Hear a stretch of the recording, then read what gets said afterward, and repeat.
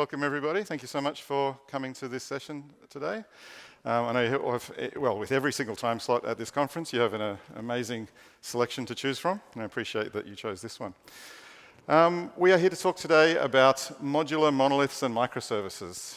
If you've been around for a little while, you would have seen microservices take over the world in 2015, and you've probably noticed over the last 12 months or so, they seem to have sort of run out of steam, perhaps a little bit, you might say. A lot of people are getting very excited about monoliths again. They're back, baby. So I'm actually going to talk to you today about why we shouldn't use either of these terms ever again, because they're utterly meaningless. They describe nothing of use about either architectural style. And I'm going to give you perhaps a more nuanced framework for discussing systems design. So this is also telling a story of my usage of this pattern. So I was the CTO of a startup, and we had a very small team. We had a lot of domain complexity, and we had very limited budget. And you can take these icons and transform them into different interpretations, that we wanted the teams to grow. We knew that over time we were going to have more and more engineers. We knew that the complexity was likely to grow as we engaged with more customers. And of course, we wanted that money to turn into revenue and not just cost. So this is a little bit of a story about how we scaled our system using the 4+1 views, and that's why it's described as a continuum. So who's here because they're dealing with a system that looks like this? Yep. Only one hand, really? Come on. I know there's more than that. Who spent the last 7 years or so building a beautiful system that looks like this, only to have it turn into this, and then this? So you interconnect all the microservices, and then you end up with a distributed big ball of mud. I like to start this talk by reinforcing, did everyone know this guy, Drew Carey? Yep. He had this game show, and he used to say, the points are made up, the points don't matter, it's all made up anyway. I think this really applies to software and systems design. It's all constructed, it's not discovered. Everything that you learn about software, systems design, practices that we use, someone just did them one day, gave them a label, and everyone suddenly goes, oh, that's how you do it? That's the way to do it? The way to do it? There is no the way to do it. We're making this stuff up as we're going as an industry. And I think that's a really important sort of substrate with which to understand not just everything I'm talking about today, but probably everything you ever learn as an engineer and an architect. And the other thing is that everything that we understand is a model. It's a mental model. This is a model of the solar system. It was kind of useful at the time, not so useful later. And so a lot of models that we have, mental models for how we think about systems, how we think about our customers' domains, they evolve over time as well. So thinking of things as constructed, not discovered, and thinking about them as mental models, I think is a useful mental framing as well. So we're also going to be talking about how you document architecture, or how you draw it, how you draw pictures. This is a diagram that I found on Stack Overflow. Someone was asked an interview question, draw us how you would design an S3-like system, Amazon S3. And so they put this thing on Stack Overflow and asked for feedback. They said, you know, did I do a good job? What would you tell me about this diagram? And I mean, I do have a lot of feedback for the person. I tried to frame it gently, but there's a lot that is just super confusing about this for me. There's things that are connected that I would not expect to be. There's things I can't really make sense of, like the visual layout. Is there some significance of the vertical spacing or positioning or horizontal positioning? I just found it kind of confusing. And this is not a new problem, right? Because I think it's really important that we acknowledge that clarity of communication reflects clarity of thought. It's about, if you can't express yourself, are you really thinking clearly about what's going on? So, like I said, it's not a new problem. 20-odd years ago, more than that now, 1995, this guy, Philip Christian, wrote this paper, Architectural Blueprints, the 4+1 view model of software architecture. That's where the 4+1 views comes from. That's what I'm going to be talking to you about today.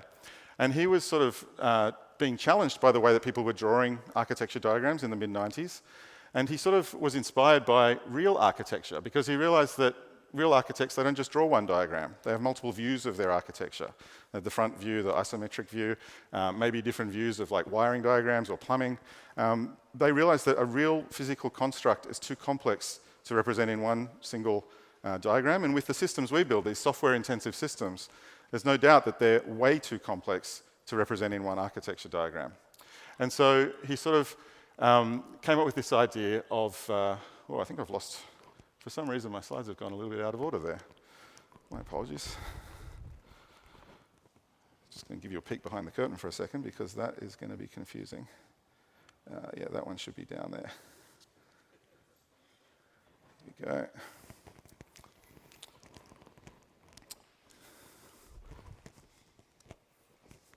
Yeah, so he, sorry, that's really thrown me. So he came up with this thing called the 4+1 views, and these are the 4 views: the logical view, the process view, the physical view, and the development view, and then the +1 is the scenario view. It doesn't give you any new information, but it helps you tie the rest of them together. I'm going to talk about them individually and see how they come together as well. I also like to just reference Grady Booch here. Who's heard of Grady Booch? Hopefully a few people. Very senior, very experienced architect. He's one of the creators of UML back in the day, worked at Rational Rose alongside Philip Christian. And he sort of notes here that this 4+1 view model has been an important part of his architecture practice across every imaginable domain. So this is sort of my mild appeal to authority. You don't have to just listen to this person that you've never heard of before, but a luminary of the industry reckons that this thing is kind of important too. So let's start. We're going to look at the logical view. It's my favorite view. And Philip Christian says the system is decomposed into a set of key abstractions taken mostly from the problem domain. So in the system that we were building an insurance claiming system. So we say the problem domain is insurance claiming. And the way that these days, it wasn't in Philip's day, but these days I think the best way to grapple with the logical view is through the practices from the world of domain-driven design. Anyone using domain-driven design? Yeah, a few people. If you came to my talk yesterday, you know I talk a lot about that in the context of small-scale TDD as well. This talk is more like large-scale. But this thing down the bottom is sticky notes. It's a really common practice in domain-driven design called event storming. And it's a way that you can collaboratively discover the domain with your domain experts.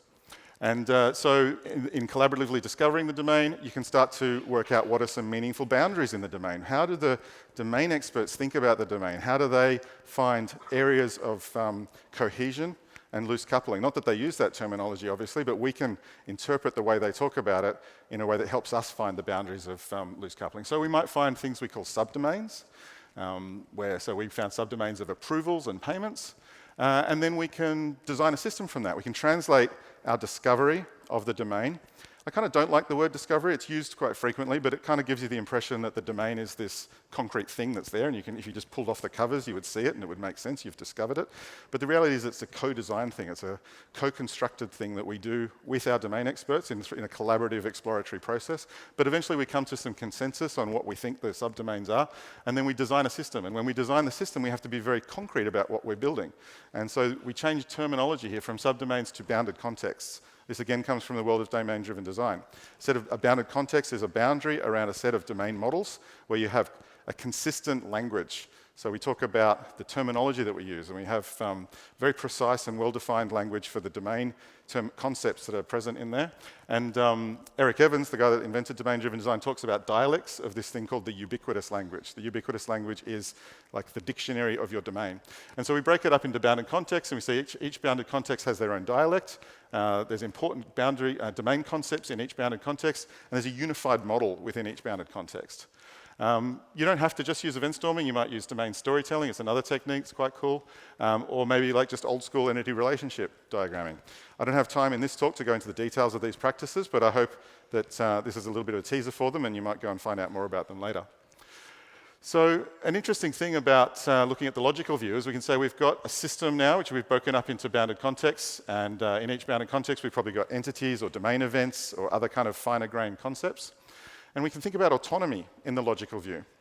One thing I really want to draw attention to is the logical view does not, in and of itself, describe any part of the deployed system. It doesn't describe the code. It describes abstract concepts from the domain. But we can still talk about autonomy because we can say the system as a whole is mostly autonomous. Most systems don't completely operate independently. They integrate with other parties. So they're not fully autonomous, they're mostly autonomous. At the other end of the scale, we have these really fine-grained concepts that are not at all autonomous. They can't do anything on their own. They fully rely on interactions with other parties to achieve any kind of meaningful outcome. What we're looking for with bounded context is a kind of balanced autonomy. We can do a lot of things independently and usually take care of some part of the domain on their own, but to achieve the overall outcome of the system, they need to interact with the other bounded context. So we're looking for this balance between local complexity and global complexity, or in other words, balanced autonomy, being somewhere in between the mostly autonomous system as a whole and the not at all autonomous fine-grained elements at the bottom there. So that's like a very rapid fire look at the logical view. As you can probably get a sense of, it's a very complex space to grapple with. I really recommend engaging with the discipline of domain-driven design to give you more tools for analyzing and understanding and designing these bounded contexts and entities and so on. But now we're going to have a look at the process view. So that's a bit of a reminder for me, actually. I meant to say this right at the start. This talk is ridiculously dense. It's probably got more content in it than it really should. I've struggled with how to extract some of the content and still tell the overall story. So it's going to feel like it's moving very quickly. I encourage you just to let it wash over you. Don't get too stressed about missing details. I'm going to give you the main takeaways at the end, and hopefully a few references for further reading. So just a warning. You're going to be tempted, if you're giving me feedback afterwards, to say too fast, too fast, too fast. Feel free if you want to, but I'm warning you, that's what's coming. So the process view, we're moving rapidly onto the process view. A process is a grouping of tasks that form an executable unit. So tasks, kind of an old school term. Philip Christian was working in the realm of Ada. Everyone know the programming language Ada? Tasks come from that. We might these days think about them as threads or maybe actors if you're using the actor model. But the idea is that we've got a runtime executable process. We're not talking about business processes. So we might have a browser is an executable process. It's got a process ID. It runs on the client's computer. Maybe we have a Spring Boot application, some sort of API running on a server in our data center or in our cloud. And then probably a database server. So each of these are independent processes. Immediately you can see, this probably looks to some people like a monolithic architecture, right? You've got UI, single backend, single database. It's already a distributed system.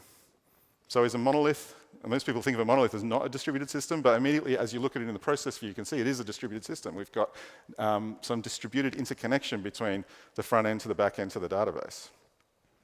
And even more than that, we've got to recognize that if we're scaling out, we've got n copies of that, and maybe some load balancers with failover. Maybe you're using Nginx, or maybe it's been abstracted by a cloud vendor these days. And then you've got n users with all of their browsers. So actually, I like to tell people that, ask them, what's the biggest process cluster you have? And they say, oh, maybe 100 processes or 1,000 maybe. I'm like, actually, you've probably got tens of thousands if you think about your client browser as a scaled out cluster. Every client is running a copy of that process in their browser.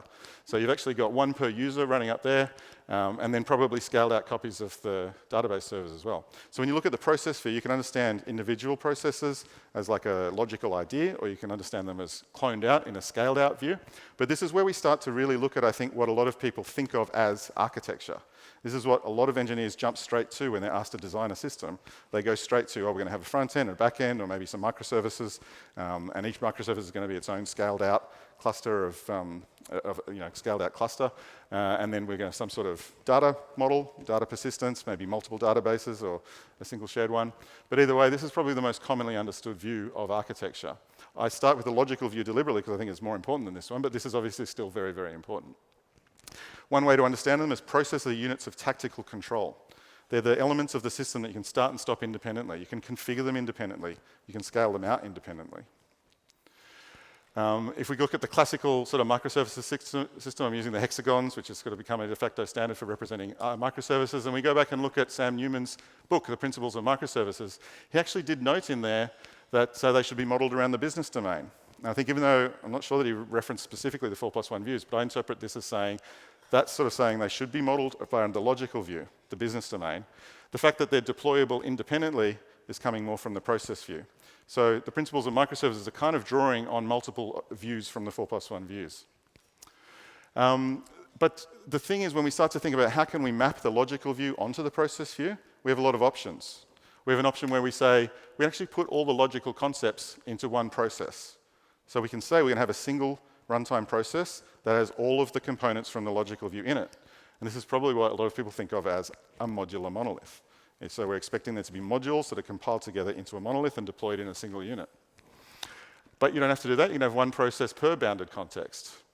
This is probably what a lot of people think of as like a well-designed microservices architecture, where each microservices aligns with one logical bounded context from the business domain. But of course, a lot of us have ended up with what might be called nanoservices, microservices being sort of multiple processes per bounded context. I draw attention to this because I don't often see it expressed in this way. People just say, oh, we have a microservice, and that's all they say. They rarely describe it in terms of how it relates to the business domain concepts, or if they do, they start with the process and assume that that represents a business domain concept instead of starting with the business domain and then designing their microservices around it. So, of course, if I'm talking about monoliths and microservices, I have to draw attention to the big news article of last year on this topic. Microservices sucks, Amazon goes back to basics. This is kind of what I referenced at the start. Amazon Prime Video team throws AWS service under the bus. Monoliths are sexy again. Prime Video abandons microservices architecture for a monolithic one. 90% cost reduction. So of course, why are we all still using microservices? We should definitely go back to monoliths. But you know, I find it really interesting how they talked about this. They talked about the move from a distributed microservices architecture to a monolith application helped achieve higher scale resilience and reduce costs. But I think with the lens that I just gave you, the way of thinking about it as being various degrees of fine-grained mapping of the logical view onto the process view, we actually understand that what they moved from was a single bounded context with lots of highly distributed runtime processes through to a model where they actually started to align their runtime process with their bounded context, the audio-video monitoring service. And of course, none of the articles talked about the fact that Amazon Prime is not just a monitoring service. It actually has to provide a streaming service as well, and probably an account service, and probably a whole bunch of other bounded contexts as well. So is Amazon Prime a distributed system? Is it a microservices system, or is it a monolith system? People are focused on their sphere of knowledge. And so I think what a lot of people use the term to describe is a monolith is when us as a team is deploying a single component, and microservices is when us as a team are deploying more than one component. But is that really useful when we're talking about the whole system? Teams change. Sometimes we break teams up, sometimes we split them up, sometimes we merge them. Is that what we're designing our system around? Are we letting the team structure define the way we talk about the architecture, or should it be the other way around? A bit of a foreshadowing for the development view later. But I think that you know, when logical view boundaries are not aligned with the process view boundaries, which is a little bit what that Amazon Prime team was experiencing, is you have inter-process coupling. Because remember I said that logical view is where we discover autonomy, like real autonomy in the business domain, things that can happen independently or mostly independently, and we're looking for that balanced autonomy. And if you don't align that balanced autonomy with the process view, you get inter-process coupling. So you often get things like poor performance, more inter-process communications, higher latency, and you put in extra workarounds like caching, or you upscale your hardware. Maybe you've got availability risks, more points of failure to complete a domain operation. So you put in things like bulkheads and circuit breakers to try and work around the fact that you've taken something that should have been co-located because it was closely related in the logical view, and you've just distributed the wazoo out of it for whatever reason. I don't know why. You probably have challenges deploying processes independently because they're naturally coupled, which means that logical changes, functional changes, are going to mean that you have to change multiple runtime processes at the same time. And if those are distributed across the system in the runtime and they're distributed in the teams, you're going to end up with things that you need to do like consumer-driven contract testing. I actually really like consumer-driven contract testing, but I think we should accept that it's a workaround for a tightly coupled architecture and not something we should strive for. One thing I have to draw attention to is boundary processes, so the UI and maybe an API. And the reality is because a single process there has to represent the whole system to a stakeholder, to a consumer of the API or a user of the system, we have to acknowledge that we are necessarily going to have to effectively have a quasi-monolithic process there, in that multiple concepts from the logical view, multiple bounded contexts, are going to have to be executing in the same process. The extent to which you allow these things to be isolated might guide you towards things like micro front ends, where you can actually update those components independently, or you could potentially just compile them into a single runtime process at the same time. But this sort of highlights that even in a distributed system architecture, even if you think my bounded context is just my backend microservice, your front-end component or your external integration API is going to have to manifest these logical abstract concepts at some point. And if you haven't thought intentionally how you're going to compose them together into these boundary processes, it's going to be a bit of a struggle. And this is also why I think about these things as a continuum. Even the most die-hard microservices architecture has still got components in their system where they've had to bring logical concepts together. And those are probably causing them challenges planning and processing updates, because say an entity gets a new field, what has to update? The form in the front end, the display in the front end, the back-end API, the data persistence, the business logic. There's like a vertical slice concept going on here when a domain concept changes.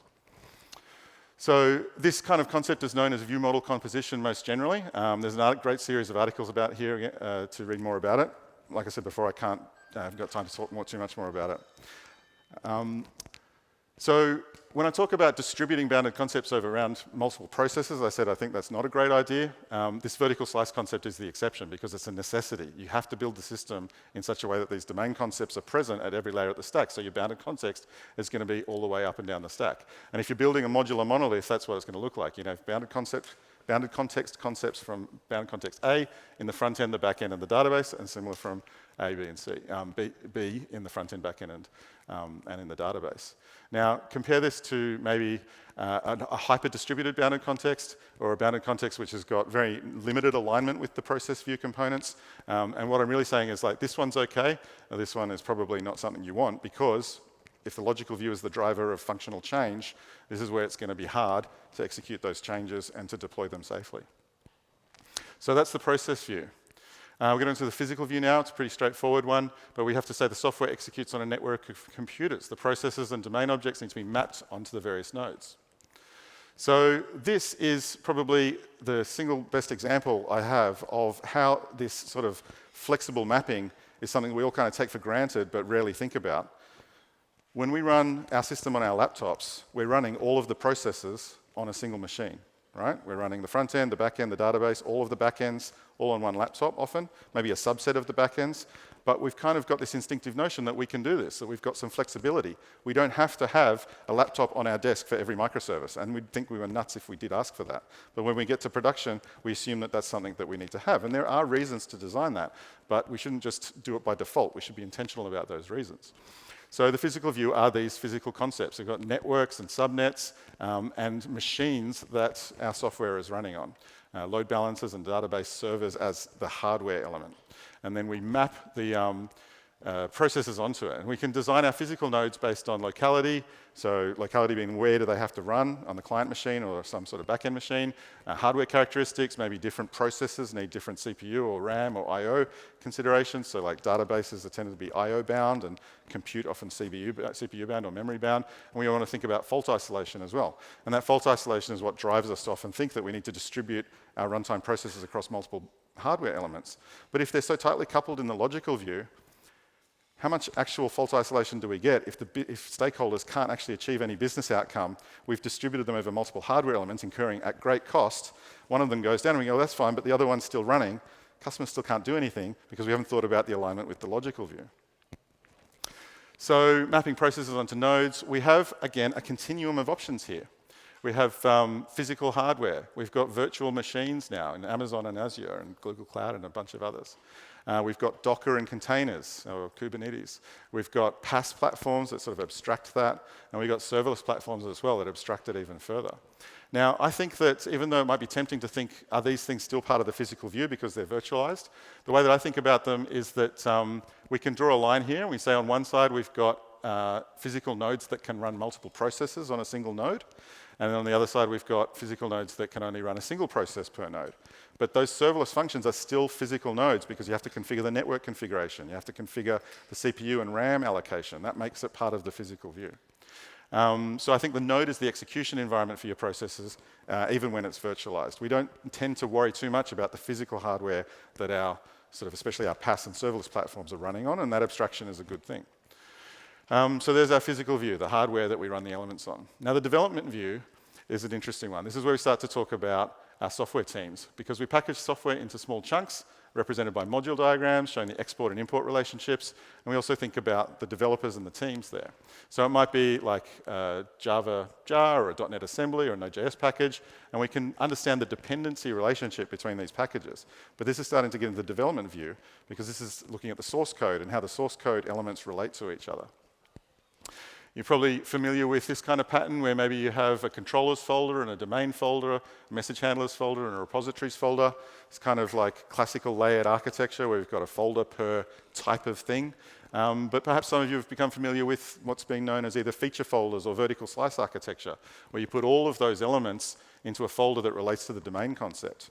So the way I interpret this through the 4+1 views lens is that we've got a disk layout in our repository that's aligned with the process view because we're thinking about the boundary of the process at the controllers and the center of the process with the domain, or we can align it with the logical view and we can have elements that are aligned with the core logical concepts from our business domain. I'm not saying either one is better or worse. We're trying to co-locate the things that are going to change at the same time. And if you're working in an environment where most of your change is driven by the logical view, I tend to find that, say, something immaterial changes to the concept of a comment in this domain, I'm mostly going to be changing those files in the comments folder, and that's helpful. I've still split them out in separate folders, so I'm still separating out by layers, but it becomes a secondary organizing principle, not a primary organizing principle. The primary organizing principle on the right there is the business domain. On the left-hand side, the primary organizing principle are these sort of notional, purpose-oriented layers from the technical or technocratic view, which is kind of aligned with the process view. And so if something changed with comments on the left-hand side, I'm going to have to update a file in that folder, and a file in that folder, and a file in that folder, and a file in that folder. It gets worse with single page apps when half of this stuff is in a separate repository, and they have to be coordinated at the same time as well. But I'm not saying either one's better than the other, because sometimes you're living in a world where actually most of the changes are not functional. Maybe the functionality has really stabilized, and the change that you have is actually the security issue with our front-end library, and we have to upgrade all of the components to use the new version of that library framework, in which case you're going to be mostly updating something in a front-end folder or in a controllers folder. So there are definitely scenarios where the change is going to be easier on the left side. And I think maybe that was the world people were living in when they promoted this kind of architecture. But a lot of us now, especially if you're working in sort of environments that are pushing for fast flow, fast, rapid functional changes, I think that the one on the right is probably going to be a little bit easier for you. Sometimes, yeah, like I said, vertical slice architecture or feature views. If we think about expanding beyond the source code layout to the way that we organize our repositories, you can think at one end of the continuum, you've got the monorepo, where everything's just in one repository. Or maybe you go down the other end and you split out the repos. Once again, we have options. Do we align it with the logical view or the process view? The classic thing where we've got an app repo and a service repo and an infrastructure repo. Who's working in that kind of environment? Who's got an app repo and a service repo? Yeah, quite a few of you. This is, again, one of those things where if your changes are being driven by the logical view, you haven't co-located the logical elements, you're having to coordinate changes across multiple repositories. I'm guessing you're probably struggling with that. So another way is to align the repositories around the bounded contexts. If the bounded context becomes a boundary around the likely changes, then most likely most of the changes are going to happen in one repository, which is probably a good thing because repositories are change managers. Like that's their whole purpose, is to give us an atomic unit of change. Why would we take something where we want to make a change and distribute that across separate atomic units of change? It doesn't make sense. So like I said again, once we understand the 4+ views, we can see this is aligned with the logical view, this is aligned with the process view. Once again, we have our team structures. So maybe we have sorry, I guess go back a bit. One thing, if you are doing a monorepo and you've got multiple teams, a really important point is to be very explicit about the ownership boundaries within the repository. Ideally, you want to have separate folders, and you say, you team, you own this subfolder, you team, you own this subfolder. That kind of ownership is really important, I think, for people to understand what they can and can't change, to understand and plan the future of their code bases. But it doesn't mean you can't use a monorepo, and you can still have clarity of ownership within a monorepo. Of course, if you go with the alignment with the process view, that's something that you can do, but also I think you can align teams with bounded context repositories, and this can work perfectly fine as well. I haven't yet said anything about how this maps to the deployment view, or the process view. If we have a monorepo and we compile it in a monolith, obviously that's pretty straightforward. Everything's in one spot, very easy to compile together, very easy to deploy in one go. That's fine. But because if we now think about these as being independent views, and we think about the mapping between them as being flexible, and we allow each of those views to exist at some point on a continuum independently, we can see that we have a lot more options. We can have an option where we have separate bounded contexts in separate repositories. They go through a compilation process, which produces some sort of package that's in a package manager, and then we have an extra compilation process that pulls those packages together and deploys them into a monolithic process. So you can still have a monolithic process and separate runtime. A single monolith process and separate repositories. And I have this sort of hot take. If you think that the reason you need microservices is to allow teams to deploy independently, then maybe what you're just saying is that you need a workaround for the fact that you haven't got sufficient quality gates on the modules that could get composed into a monolith. Because if you have strong quality gates on either of these modules, these teams aren't blocking each other. Any team that updates a new version of their package can get compiled together into the deployment unit. And the fact that you're deploying an update to the monolith and the other team's stuff is coming along for the ride doesn't mean that they're blocking each other, as long as you've got strong testing harnesses around the package production. And if you're letting issues into production and your decision is to say, well, actually, we're going to separate the deployments so that we can allow, effectively what you're saying is we want to allow teams to push bugs into production without breaking other teams. Is that really the path you want to go down? So yeah, insufficient quality gates on the team modules. Another one where you get pretty neat one-to-one alignment is if you've got separate bounded contexts in your repositories and you want to run separate bounded contexts in independent runtime processes, so the classic microservices architecture, then again, it's one-to-one. It's pretty straightforward. But it doesn't mean you can't also have a monorepo going to this, because you can use things like path filters in your CI system to separate out your builds based on changes in different parts of the monorepo. You have the optionality here to make decisions around how you want to design the process view and the development view independently. And you should make those decisions independently, and then you just build your CI system to map between the two different views, and you have all these options. So I think that from everything I've said so far, whether it's the Amazon scenario or the looking at these things as continuums, I think a better term maybe for a monolith, especially when it's used as a pejorative, is that when the boundaries from the logical view are not understood or not explicitly represented in the developer view, it feels like what a lot of people used to call a monolith when they had negative connotations for it, which is really other words for things like big balls of mud or spaghetti code. And that's really what we're saying, is that there's lack of clarity in the development view around the boundaries which are likely sources of change or functional change coming from our business domain. When the logical view boundaries are not aligned with the developer view boundaries, we have things like inter-team coupling, not inter-process coupling. That's the process view. In the development view, we have inter-team coupling leading to things like difficulty making decisions, wasted time waiting for other teams to complete backlog items.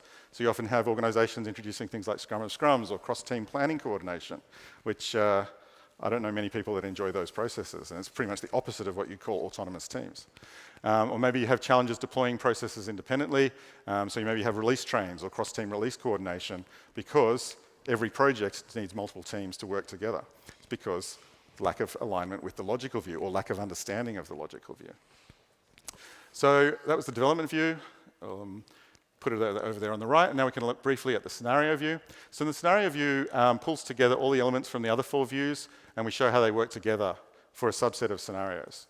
Now, there's a lot of different ways to represent this. You can use things like sequence diagrams or other things. I quite like this sort of numbering thing where we say, okay, in this workflow, a request comes in from the UI, this process pushes a message onto a queue, and then a worker process handles it, and then there's some update to the database. So that's all I'm going to say about the scenario view for now. I'm not going to spend too much time on it. But you can sort of imagine if you bring elements from the different views together and you're trying to show them on one view, then that's a kind of manifestation of the scenario view. So now we get on to the experience report part of this. This is how did we actually use this conceptual understanding, this mental model of systems that breaks them into these different views to actually design a system as a startup and scale it up as we got bigger and more complex. So the getting started phase was phase one. We had a very complex logical view. We did the analysis. We worked out we had a bunch of bounded contexts. We didn't want to build them all at once. We had a lot of uncertainty around this boundary allocation. We hadn't validated it in the market. We hadn't validated it against any kind of stream of changes. We just come up with our very first version of what our bounded context thing could look like. I often call these candidate boundaries. But one of the best ways to validate them is to build them and see what happens when you start getting change requests from your customers. So we decided we were just going to build one bounded context first and then start adding them as we expanded the feature set of the application. So eventually we ended up with 3 bounded contexts and then eventually all of them.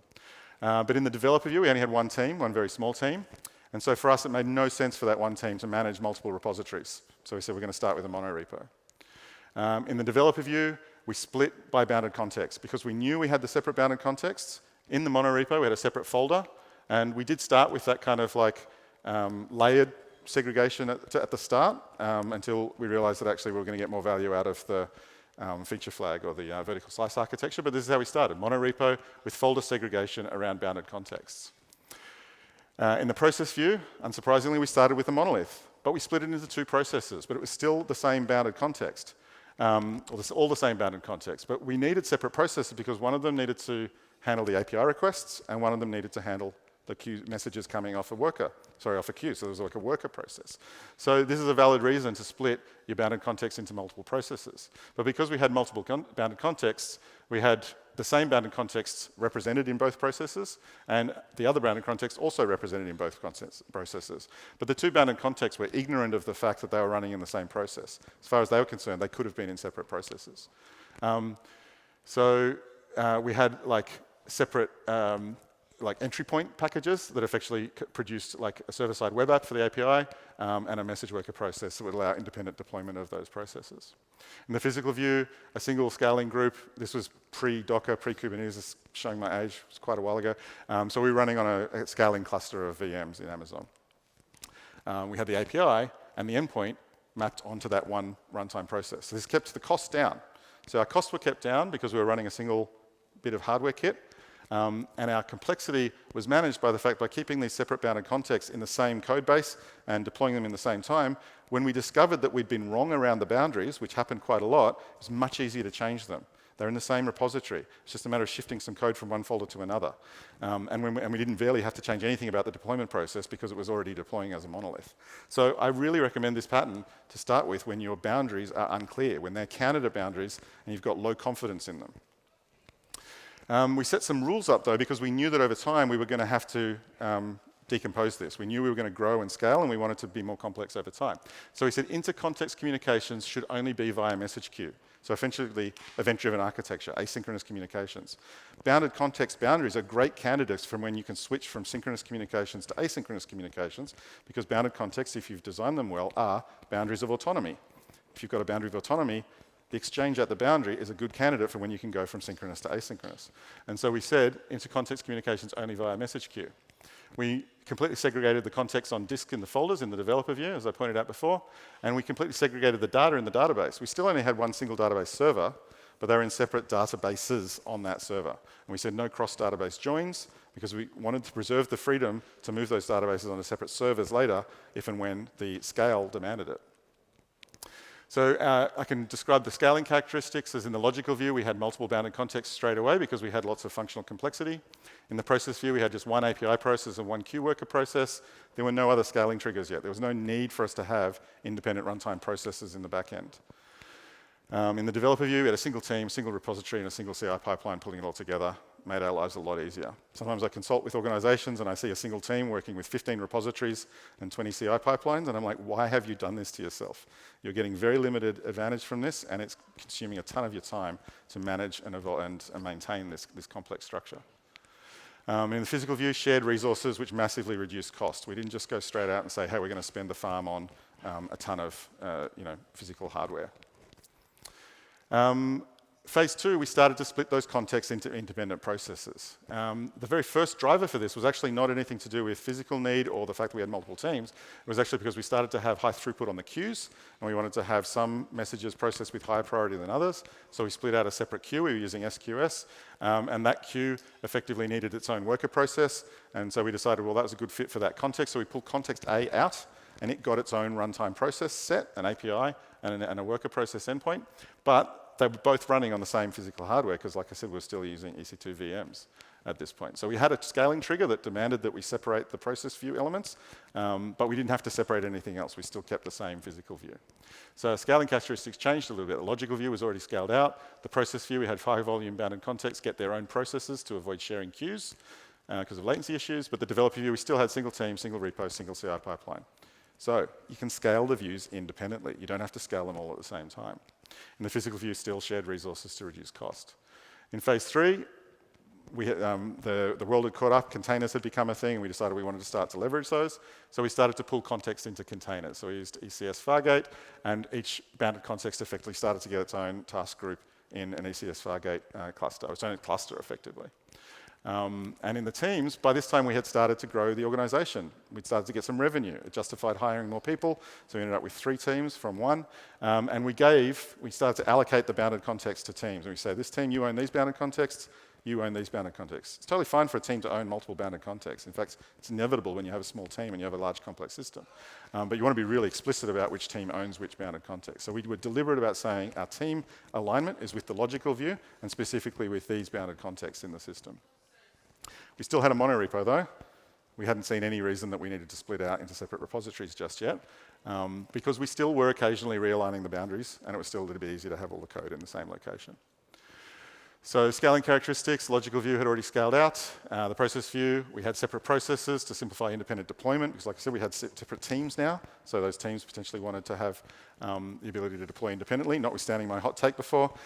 This was still quite useful to us. In the developer view, we had multiple teams, but we still had a single repository, and we had a CI pipeline per process using path-based triggers. So each team had their own CI pipelines, even driven by the same mono repository. In the physical view, we had separate Fargate clusters to our independent scaling and scheduling and operational responsibilities. So it started to be, we wanted the DevOps kind of movement where the teams would build and run their own processes.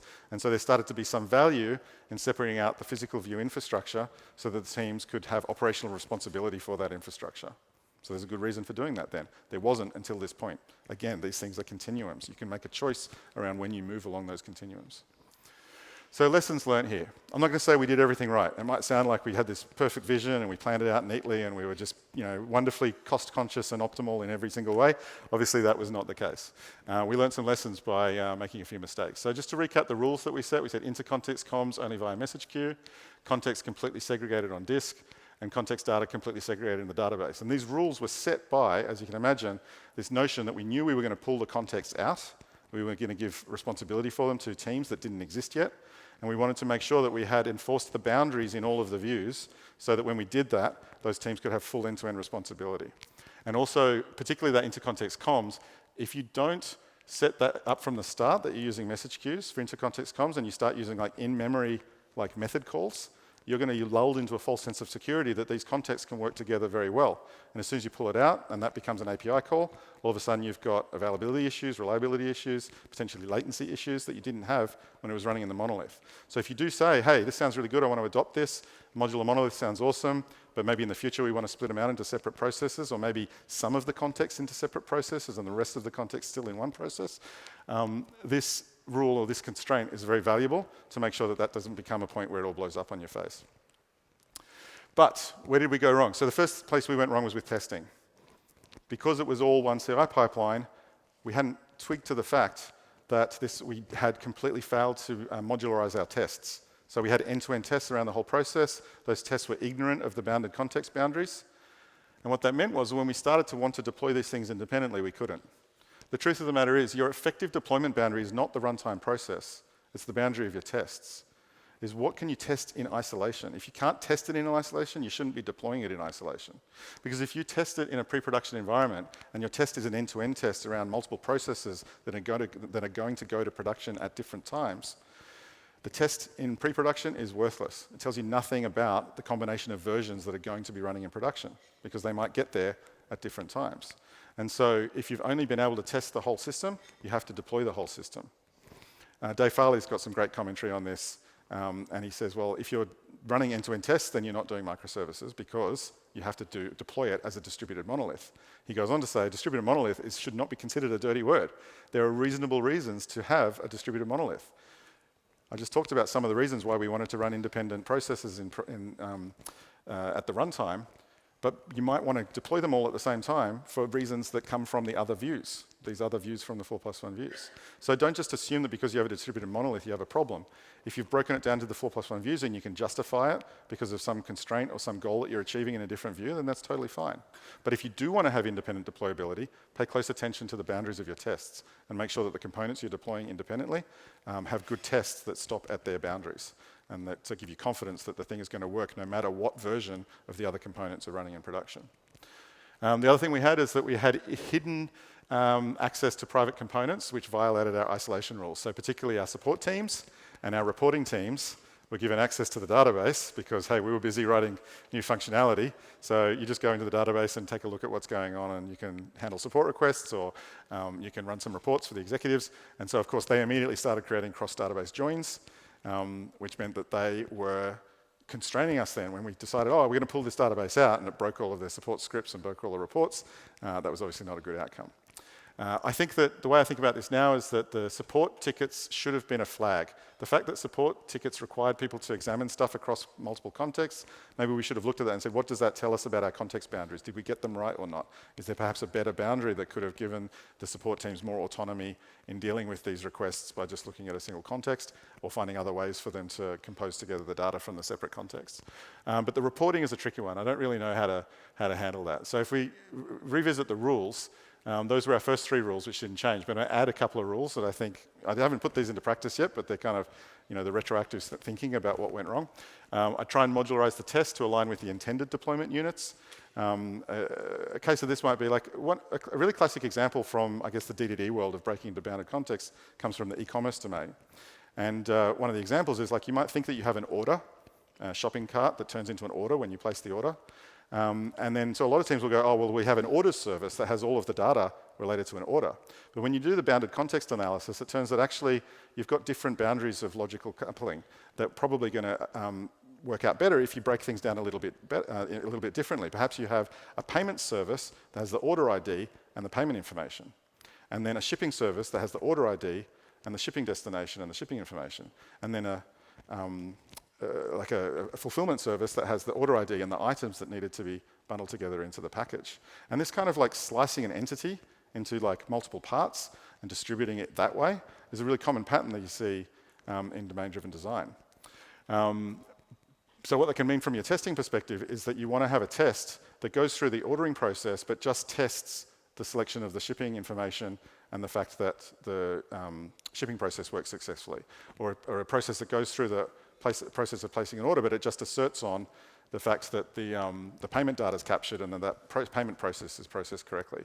Or a separate test that goes through the ordering process and checks that the items that get added to the cart are the items that get fulfilled. By slicing up your tests in that way, you can still end up with tests that are aligned to the components that you're potentially going to be deploying independently in the future. I know that probably sounds really counterintuitive at this point. Running out of time, so I'm not going to be able to go into that in more detail, but again, I really recommend engaging with the lessons from the domain-driven design discipline. It'll start to help that make a lot more sense. Managing support at the context level, cross-context support tickets are signals about logical boundary correctness, and cross-context reporting is inevitable. The truth is there's always going to be a need to compose together data from multiple sources in order to derive insights around your entire business. This is actually the origin of a term that you might have heard starting to become really popular over the last couple of years, which is the data mesh, which is an attempt to drive domain ownership into your reporting infrastructure and your reporting teams. So either you can end up with a dedicated analytics team or a data mesh, but if you're starting out small and you're trying to manage costs, I think that's probably an overinvestment at the start. So this is probably the one area where I think you just have to accept there's going to be some re-implementation and some investment to catch up at a later point. So if you're dealing with a non-modular system, so maybe you've got a dirty big ball of mud monolith, or maybe a dirty big ball of mud distributed system, and you feel like you haven't got good logical alignment, you haven't got domain alignment, then my recommendation is to tackle this problem by tackling the views independently. Don't try and solve everything all at once. And the first view to start with is the logical view. Get to grips with what are your bounded contexts? What are the boundaries of loose and tight coupling in your business domain? And then start to realign the developer view with that logical view. So start to set up some folder structures or separate repositories or whatever it might be. Do some refactoring in the developer view. Don't change your runtime process view too much at this point, but start to allocate ownership in the development view, in the source code view, to teams. So teams start to get ownership of domain context, like subdomains and bounded contexts. Then prepare to align the process view with the logical view. Where practical, segregate the data. Consider boundary processes like APIs and UIs and queues and queue latency. So start to think about what is your process view going to look like if you do start to distribute these things. And then only if strictly necessary, consider independently deployed processes, because you may actually not need that. If you're starting with a big ball of mud monolith right now, you can probably refactor that into a really neatly designed modular monolith without ever going to the point of distributing it into separate runtime processes. Only do the separate runtime processes if you've got good justification for it based on things that are happening in the process view. Don't do it just because you want to have segregation in the development view. Because as I've shown you can achieve segregation in the development view without having to segregate in the process view if you treat these four views independently. So I told you I was going to give you some key takeaways, and with 3 minutes left, we're actually here. So my primary takeaway is if you remember nothing else from today, and I know a ton of information thrown at you just now, this is probably the one thing to walk out of the room remembering. Don't forget the logical view. And in my view, that means domain-driven design. Engage with that discipline, learn more about it, and start to think about what's your logical view of your system. If you want more takeaways, don't talk about monoliths and microservices. I just think the terms are meaningless. They mean different things to different people, and they don't really tell you anything about what your goal is. A lot of people are talking about microservices, but in their head, they're thinking about separate teams and team autonomy. Some people are talking about microservices, and they're thinking about runtime process autonomy. The conversations are not helpful. So instead, use like the processes from those views, the terminology from those views. For logical complexity, talk about bounded contexts. For distributed runtimes, talk about processes. For distributed compute, talk about nodes, compute nodes. And for code ownership, talk about teams, modules, and repositories. All of these terms are more precise terms for what a lot of people think of when they think about monoliths and microservices, but by separating them into the views, we get more precision, we get more clarity, and we can have more meaningful conversations about how we're designing in each of the views and how we're scaling and changing our system independently in each of the views. If you're interested to read more about this, Ian Woods, who did a great talk earlier today about continuous architecture. This is a bit of an older book that he wrote, Software Systems Architecture, but it's called Viewpoints and Perspectives. I feel like he really took the 4+1 views concept and expanded it in some wonderful ways. I haven't really drawn attention to the work that he's done because I'm drawing more on the very original 4+1 views paper, but it's definitely worth checking this out. I also have a training course that I run. It's a 3-day course called Socio-Technical Systems Design. And as you can see from the curriculum, we actually spend a lot more time going into each of these views. So a couple of hours on the logical view. We actually do some event storming and get practice in doing domain discovery. And we go to the process view and inter-process communications. We talk about asynchronous comms, queues versus streams, that kind of stuff. Some physical view design, development view design. It's designed actually for part of the course to be done with engineers and product people in collaboration, because the logical view in particular is really the home of where you want to be collaborating with your domain experts and your product people. And then we break apart into just the engineers to look at the deeply technical topics. And then we come back together, particularly for service extraction and the open space, so that the product teams, the engineering teams can work out how to plan this kind of monolithic breakdown on a basis actually driven by business priorities and business outcomes. So I really put a lot of effort into the course. I'm really proud of it. If anyone's interested in it, very happy to chat about it later. Otherwise, very happy to connect on any of the social networks. You can probably tell I really like talking about this stuff. Happy to talk about it more at the conference or online later. Please do reach out. Thank you very much. Appreciate your time.